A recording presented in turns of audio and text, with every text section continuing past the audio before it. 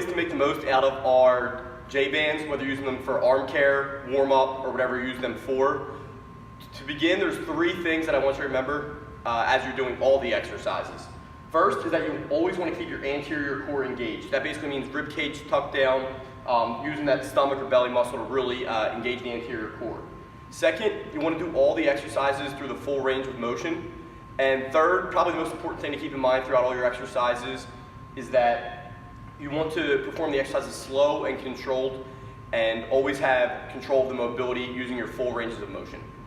So we're going to begin the JBand series with an internal rotation progression. You can use a tail, a gripper, a water bottle under your arm for some cueing. And the internal rotation progression is not really as important as it is for the external rotation progression.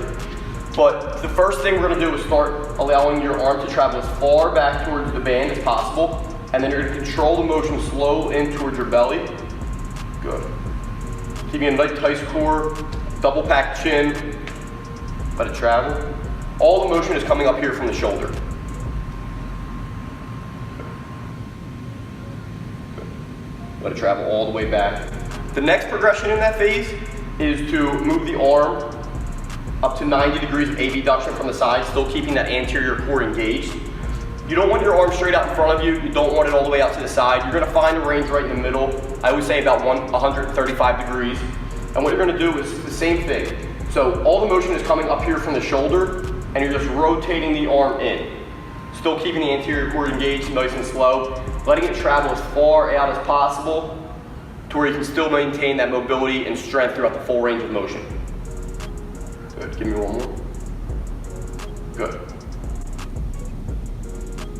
And the third and final progression in the internal rotation progression with the JBands is to come into a split stance. So you're gonna one foot in front of the other this way. No, you're gonna Good.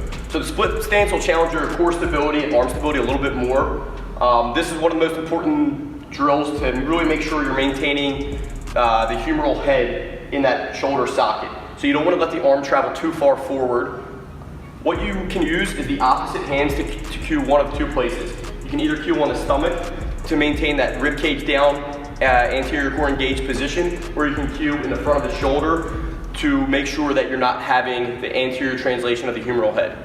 So all the rotation moment is still coming from the shoulder, and you're just going to curl in, good, and rotate all the way back as far as you can let it come, still maintaining that range of motion and that control, and then all the way back in.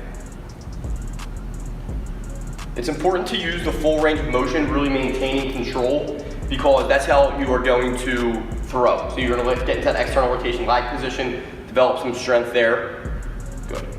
And if you ever have a partner, another progression of this would be to be able to hold your arm right here and have your partner apply some rhythmic stabilizations to really engage that rotator cuff.